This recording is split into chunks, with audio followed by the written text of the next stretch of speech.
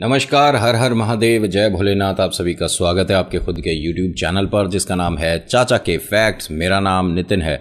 मैं यहाँ से फैक्ट्स, ईश्वर से जुड़े चमत्कार, रोचक पुरानी कथाएं और तीसरी शक्ति के प्रकोप के बारे में बात करता हूँ। कहानी के माध्यम से समझाता बताता हूँ और आपके पास भी कोई कहानी है तो प्लीज़ मुझे मैसेज करिएगा।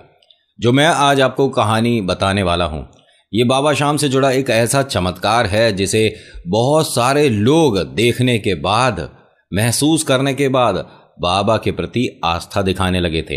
यानी कि वो कहते हैं ना कि चमत्कार को नमस्कार है, तो हाँ, बाबा ने ये करके दिखा दिया। खैर, अभी कहानी की तरफ लेकर चलने से पहले चैनल का इंट्रो फिर शुरुआत करता हूं। हर हर महादेव।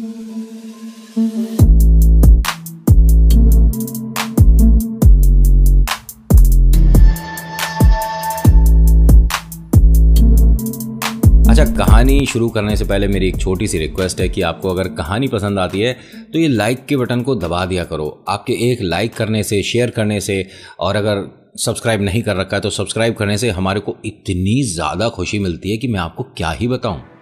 सच्ची में, मतलब बाबा शाम कसम, मैं झूठ नहीं बोल रहा। मुझे बहुत अच्छा लगता है जब एक सदस्य परिवार का बढ़ता है। मुझे बहुत अच्छे लगते हो आप लोग, तो प्लीज़ आप भी थोड़ी सी मेरे लिए मदद कर दिया करो। अगर आपने सब्सक्राइब कर रखा है तो बाकी लोगों से भी मतलब कहकर देख लो, उन्हें वीडियो भेज कर देख लो। अगर अच्छी लगी तो वो सब्सक्राइब करेंगे, नहीं तो कोई बात नहीं। आज की कहानी रवि की है। ये दो भाई हैं, ठीक है, ज़रा घर को समझ लीजिएगा ध्यान से। ये दो भाई हैं, इनका जूतों का व्यापार है और बहुत समय से है। मतलब पिता ने भी ये मानिए कि अपनी पूरी ज़िंदगी सिर्फ और सिर्फ ये व्यापार किया है, तो इसको अच्छे से मार्केट को इन्होंने क्या कहते हैं, घोट के पी रखा है। इन्हें सब कुछ पता है, जूता किस तरह से बेचा जाता है, किस तरह से तैयार होता है, कौन सा फैशन चल रहा है, क्या इसमें मुनाफा हो रहा है, सब कुछ अच्छे से जानते हैं। और इसमें इनके पास एक कमी रह गई भाई साहब के पास, जिनकी मैं कहानी सुना रहा हूँ, रवि की। इनके पास शिक्षा नहीं है, बस ये जोड़ भाग कर सकते हैं। ये पढ़े लिखे नहीं हैं, चौथी पास है, और उसके बाद से ही धीरे धीरे धीरे धीरे दुकान पर बैठना, व्यापार को समझना, बस उसी तरफ इनका पूरा ध्यान रह गया। ये पढ़ नहीं पाए। लेकिन बड़ा भाई है, ये पढ़ा लिखा है और बड़े भाई के साथ ये दुकान पर ही रहता है। इनकी दुकान अच्छी खासी बड़ी है, एक बहुत बढ़िया अपने शहर की मार्केट जिसे कहते हैं। कुछ मार्केट ऐसी होती है ना आपके शहर के आसपास भी कि भाई ये मार्केट बेहतरीन चलती है, यहाँ तो जो काम आप शुरू कर दो वो चलता ही चलता है। ऐसी मार्केट हर जगह होती है। इनकी दुकान ऐसे बीच बाजार में इतनी बेहतरीन जगह है कि मुनाफा रोज़ होता है इन्हें। तो यानी समस्या पैसे से लेकर तो है नहीं। एक समस्या है, ये जो लड़का है ना रवि, क्योंकि ये पढ़ा लिखा कम है तो इसकी इज्जत भी घर में कम है। और जब शुरुआत से ही भाई इसे नौकर की तरह समझने लग जाए और पिता भी ऐसे में देखने के बाद भी चुप्पी साध लें, तो भैया समस्या तो होगी ही। लेकिन घर में एक सदस्य ऐसा है जो कि इन चीज़ों को सोचता समझता है और उसे ये सब कुछ बुरा लगता है कि मेरे बेटे से ऐसा कुछ बोला जाता है। इनकी माताजी को, इनकी माताजी कई बार टोक चुकी हैं बड़े भाई को कि इस तरह से मत बात किया कर, ये छोटा भाई है तेरा। और कोई अपने किसी काम करने वाले को भी, शब्द बुरा लगेगा, नौकर को भी इस तरह से नहीं जलील करता जिस तरह से तू अपने भाई को करता है। और तू शादीशुदा है, अपनी बहू के सामने, अपने बच्चों के सामने तो इसको इस तरह से मत बोला कर, अच्छा लगता है क्या? तो उसने कहा, अरे इज्जत तो उसकी होती है ना जो इज्जत करवाने लायक हो। पढ़ा लिखा है नहीं, जूतों के व्यापार में इतना समय हो गया लेकिन आज भी इसे बहुत सारी चीज़ों के बारे में नहीं पता है। कितना समझाओ, क्या एकदम से मतलब बेवकूफ़ है ये, अकल नहीं है इसमें, दिमाग नहीं है। ये तो बस हमारे भरोसे चल रहा है माताजी। अगर हम इसे घर से बाहर निकाल दें तो अपने लिए 2 वक्त की रोटी नहीं इकट्ठी कर पाएगा ये। पिता यहाँ पर हंसकर बेटे को बोलते हैं कि अरे छोड़ इसे, चल दुकान चलने का वक्त हो गया है। छोटा भाई माँ से ये कहता है कि माताजी कोई बात नहीं, भैया ही तो है भाई, बाहर का कोई नहीं कह रहा है ना, कोई बात नहीं। इसकी रोज बेइज्जती हो रही है लेकिन ये रोज बस इस बदतमीजी को बड़े भाई का प्यार समझकर भूल जाता है। पिता हैं वो भी भाई सभी के सामने बेइज्जत कर देते हैं। पढ़ाई बहुत ज़्यादा ज़रूरी है आपको समाज में अपनी इज्जत करवाने के लिए। अगर आप पढ़े लिखे नहीं होते ना तो सच में बहुत बेइज्जतियाँ होती हैं। और कभी कभी ऐसे लोग आपको कुछ भी बोलकर चले जाते हैं जिनकी वास्तव में कोई औकात होनी नहीं चाहिए आपके सामने, लेकिन आपको सुनना पड़ जाता है क्योंकि आप शिक्षित कम है। और ये आज की डेट में ना इंग्लिश के साथ भी बहुत हो गया है। अगर आपको अंग्रेजी आती है तभी आप समाज में सर उठाकर चल सकते हैं। अगर आपको अंग्रेजी नहीं आती तो आप अनपढ़ हैं, आपने जिंदगी में कुछ अचीव ही नहीं करा, आप किसी लायक ही नहीं।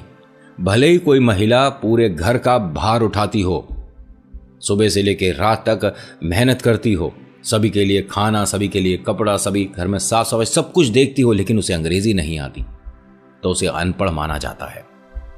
घर मैनेज करना बड़े बड़ों के बस की बात नहीं होती। बहुत मैंने पढ़ी लिखी मैडम देखी हैं जिनकी अंग्रेजी एकदम सरपट, एकदम फटाफट है, लेकिन घर में टेंशन है, घर बांध कर नहीं रख पा रहे वो, मतलब घर वालों के साथ मिलकर नहीं रह पाते हैं। समझ रही हो? ऐसे भी लोग हैं मार्केट में। तो कौन ज्यादा खुशनसीब? अंग्रेजी वाली? खैर भैया, अपने को तो किसी भी भाषा से कोई ऐसी परेशानी है नहीं, लेकिन अपने को लगाव बहुत ज्यादा हिंदी से है। कहानी मैं भी अंग्रेजी में सुना दूं, क्या फायदा? तो खैर कहानी पर आ जाओ। इस लड़के की रोज बेइज्जती हो रही है, रोज अपमान हो रहा है, लेकिन ये हर बार उस अपमान को बस छोड़ो, क्या करें, बस छोड़ो, कोई बात नहीं, ये सब करके चलता जा रहा है। होता क्या है कि छोटे वाले को एक दिन बोला जाता है दुकान पर कि भाई हमने एक जगह तेरी बात करी है और वो लड़की बढ़िया घर की है और तेरे से तो पढ़ी लिखी ज़्यादा है, तू तो चौथी फेल है, वो लड़की तो कम से कम 12वीं कर चुकी है, सोच तेरे से शादी के लिए हाँ कर दी, तेरी तो किस्मत खुल गई। तो इस लड़के ने कहा कि लेकिन हम कहीं देखने तो गए नहीं। तो भाई और पापा दुकान में सभी नौकरों के सामने इसका मजाक उड़ाकर कहते हैं कि तू इस लायक नहीं है कि किसी के घर जाकर लड़की को हाँ या ना करे, वो तो तेरे को हाँ कर दिया, बहुत समझ, और तेरे को पता है किस वजह से हाँ किया है, क्योंकि उन्हें पता चला कि तू इस घर का बेटा है। बस दुकान का नाम बता दिया हमने, तभी हाँ हो गई। सोच हमारी दुकान की क्या वैल्यू है। और सब लोग हंस रहे हैं कि हमारे दुकान पर किसी भी नौकर के लिए अगर कोई रिश्ता आए तो मना नहीं हो सकता कि हमारी दुकान पर काम कर रहे हैं। इसे अहंकार कहते हैं, घमंड कहते हैं, और ऐसों को बाबा शाम जमीन पर लाने में देर नहीं लगाते। बड़े बड़े अहंकारियों का इन्होंने घमंड तोड़ दिया, तो तू किस खेत की मूली है। होता क्या है, ये छोटे वाले को अभी भी कुछ समझ नहीं आ रहा कि ना जाने मेरी किस्मत में लिखा क्या है। देखिए बुरा ऐसे लगता है, लेकिन बस इस बात को छोड़ो, कोई बात नहीं, मैं लेकर चलता है। वहाँ आज न जाने कुछ भीड़ सी लग रही है दुकान के बाहर। शाम 7 सवा 7 का वक्त है, तो ये बाहर ऐसे ही चला गया देखने कि भाई ये भीड़ कैसी है। अरे बाबा शाम के जा रहे हैं हम सब, तुम्हें चलना है तो बता दो। बाबा शाम के? कौन है बाबा शाम? अच्छा तुम नहीं जानते बाबा शाम को? नहीं मैं नहीं जानता बेटा। 3 बस जा रही हैं और मैं चाहता हूं कि तू तो ज़रूर चल, क्योंकि तूने ये जो बात बोली है ना, मुझे बड़ी सुनकर अजीब लगी कि कौन है बाबा शाम। कमाल की बात है, तू तो हमारे साथ ज़रूर चल। इसने दुकान में अंदर जाकर पिता से, भाई से परमिशन ली कि कोई बाबा शाम के जा रहे हैं सब लोग, मैं भी चला जाऊं क्या? उन्होंने कहा चला जा, वैसे भी तेरा यहाँ कोई काम है नहीं और कल ना भी आएगा तो भी चलेगा। उन्होंने कहा नहीं, बस आज जा रही है और कल बस दोपहर तक आ जाएगी। उन्होंने कहा ना भी आएगी तो भी कोई दिक्कत नहीं। और ये दोनों बाप बेटा हंस रहे हैं। क्या मैं माता जी से मिलकर चला जाऊं? हाँ हाँ जा मिल ले।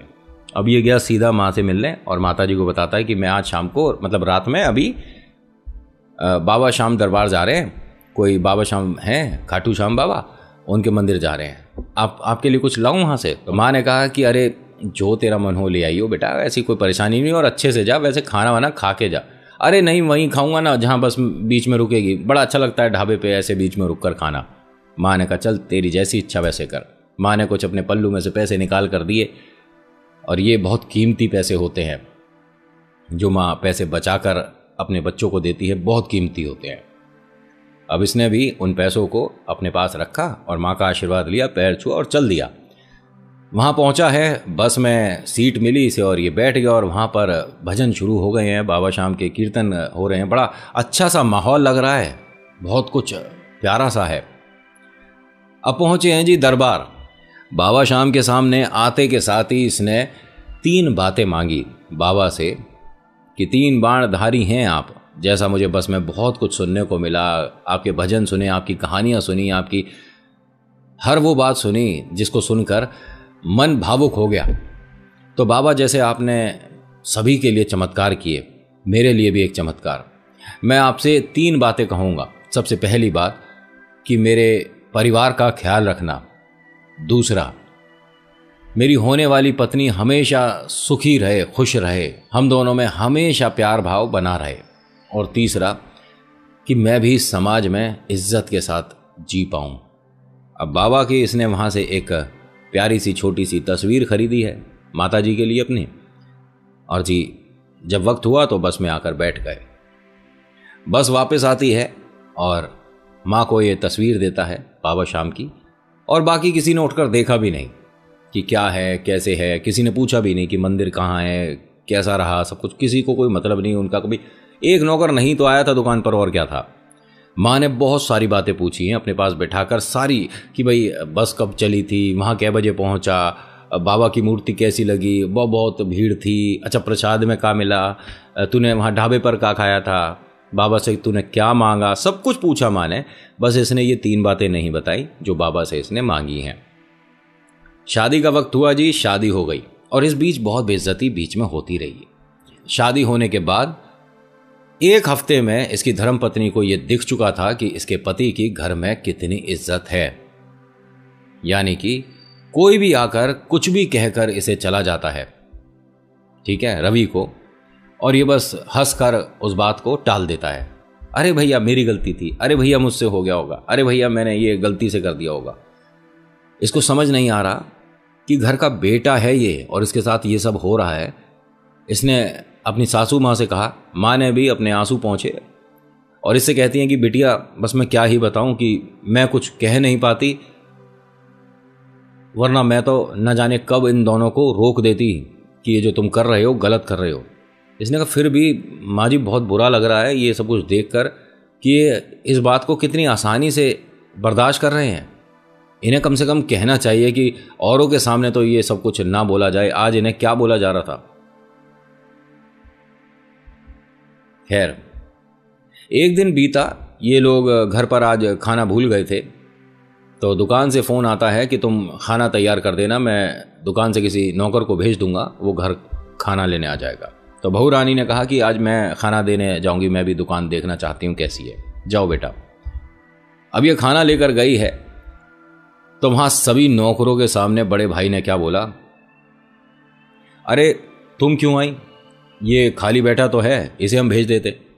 भाई ये यहाँ पर तो कभी जूते दिखा पाता है कभी नहीं, इसे सामने वाले के पैर को देखकर अंदाज़ा ही नहीं होता कि 9 नंबर या 7 नंबर। ये तो हमारे जितने भी नौकर हैं उनके यहाँ भी अगर कोई दुकान खोल ले तो वहाँ नौकर ना बने ये। और सब लोग हंस रहे हैं कि ये तो हमारी दुकान में एक फालतू इंसान है। हाँ तुम बस फ़ोन कर देती, हम इसे भेज देते, इसकी यहाँ कोई ज़रूरत होती भी नहीं है, इसे तो बस बाहर झाड़ू पोंछे के लिए रख लेते हैं। किससे बोल रहे हैं? उसकी धर्मपत्नी से। इसने वहाँ खाना रखा, अपने आंसू पहुँचे और सीधा घर के लिए चल दी। घर पहुंचकर इसने माँ जी को सभी कुछ बताया कि माता जी ऐसे ऐसे बोला गया। उन्होंने कहा आज जब वो घर आएंगे तो उनसे बात करी जाएगी, ये कोई तरीका नहीं हुआ बेटा, अब तो ज़्यादा बदतमीजी हो रही है। वक्त हुआ, अब खाने की टेबल पर सभी लोग बैठे हैं, खाना सर्व ये छोटी बहू कर रही है और ये जो इनका पति है ये प्लेट लगा रहा है। रवि को पिता क्या बोलते हैं कि अगर तुझे जोड़ भाग भी नहीं आता होता तो तुझे तो मूर्ख छोटे छोटे बच्चे बना जाते, तेरे को 10 रुपए का नोट देते और कहते कि ये 100 रुपए का नोट है, लाओ हमें एक चप्पल पहनवा दो। और घर में सब लोग हंस रहे हैं इस बात को लेकर। तो ये जो रवि है ये हंसकर क्या बोलता है, अरे नहीं भैया इतना तो मुझे पता ही है कि भाई 10 का नोट कौन सा होता है और 100 का कौन सा होता है। पिता ने कहा कि भाई ये तो बहुत बड़ा काम कर दिया तूने, और सच में अगर तुझे घर से बाहर निकाल दूं ना तो तू एक वक्त की रोटी नहीं इकट्ठी कर पाएगा अपने लिए। तो भाई ने, मतलब बड़े भाई ने ये कहा कि अरे पिताजी रोटी तो बहुत दूर की बात है, ये पानी भी मोल कर नहीं खरीद सकता। ये इस लायक ही नहीं है इस घर का बेटा होना। ये समझो कि तूने बहुत अच्छे कर्म करे होंगे तभी तू इस घर में पैदा हो गया, वरना तू पड़ा होता कहीं पर। तुझे आज घर से बाहर निकाल दें तो तू अपनी बहू को क्या खिलाएगा? हैं? हवा खिलाएगा? कहाँ रखेगा? तो बहू ने ये कहा, मतलब रवि की पत्नी ने, तो आप निकाल क्यों नहीं देते? आप आज ही निकाल दो, अभी निकाल दो, क्योंकि ऐसे रहने से अच्छा निकल जाना बेहतर है। बहू, तुम्हें बीच में बोलने की ज़रूरत नहीं है, ये घर की बात है। हाँ, मैं भी घर की हूं, मेरे पति के लिए बोला जा रहा है और मैं बोलूंगी। माँ जी, आप क्यों चुप हो, आप बोलते क्यों नहीं? आज माँ ने साथ दे दिया। माँ ने कहा कि बहू गलत क्या कह रही है। भाई, अगर आपको इसी तरह बच्चे को रोज बोलकर अपमानित ही करना है तो इसको या तो बराबर का सम्मान दो या इसे जाने दो जहां ये रहना चाहता है। सम्मान के साथ तो रहेगा। हाँ तो ठीक है, सम्मान के तौर पर एक काम कर, वो हमारी वहां दुकान पड़ी है, ठीक है, वो दुकान चला और कर मेरे से बहस, देखें तुझे कितना आता है व्यापार करना।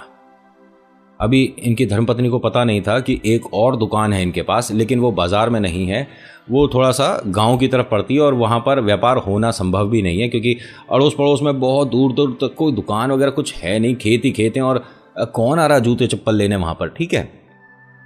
रवि ने कहा कि ठीक है, आप वो मुझे दुकान दे दो, मैं उसके साफ सफाई करके वहां से जूते चप्पल बेच लूंगा। अच्छा, तू जूते चप्पल वहां से बेच लेगा, चल ठीक है, कल ही तेरे को चाबी दी और घर से तू अभी निकल जा। माँ ने कहा कि ये कोई तरीका है, आप कैसे बात कर रहे हो, ये कहाँ जाएगा, रात हो रही है, भाई बहू के साथ है। नहीं, कोई बात नहीं, ये इसको ज़्यादा तरफदारी कर रही है ना, क्योंकि इसकी धर्मपत्नी है, ये भी इसके साथ ही निकलेगी, दोनों अभी के अभी निकल जाओ। अब ये जो धर्मपत्नी है, इसने अपने पतिदेव का हाथ पकड़ा, माता से आशीर्वाद लिया, पैर छुए और घर से बाहर आ गई। आप परेशान मत हो, सब कुछ ठीक हो जाएगा। माँ ने कहा कि 1 मिनट रुक जाओ, दोनों जने रुक जाओ। ये अंदर गई और कुछ पैसे लेकर आती हैं और बाबा शाम की तस्वीर कि बेटा कि ये शाम की ना मेरे को कम, तेरे को ज़्यादा ज़रूरत है, ये पैसे रख और ये बाबा सब कुछ ठीक करेंगे। अब ये गुड़िया, मतलब जो बिटिया, जो बहुरानी है, ये अपने पति के साथ अपने घर पहुंचती हैं, माता पिता को सब कुछ बताती हैं। वो कहते हैं कि आपको परेशान होने की ज़रूरत नहीं, जो आपने किया ठीक है, हो सकता है कि आगे चलकर इसका परिणाम क्या हो क्या नहीं हमें पता नहीं, लेकिन आप दोनों यहाँ रह सकते हो, आराम करो। इसको यहाँ रहना नहीं है लड़के को, ठीक है, कुछ करके दिखाना है। अगला दिन हुआ जी, इसने दुकान में जाकर मिट्टी से, फर्श भी मतलब इसने खुद ही बनाया, मिट्टी से लिपाई करके थोड़ा सा उसे उठने बैठने लायक बनाया दुकान का।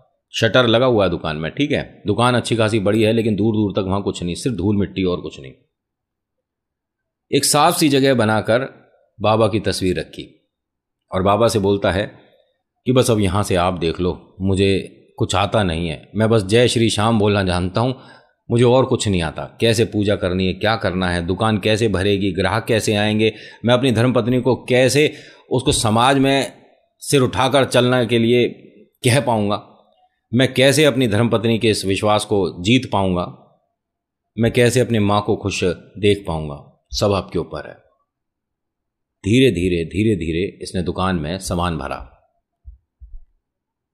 6 महीने, तकरीबन 6 महीने लग गए इसे इस दुकान को दुकान बनाने में।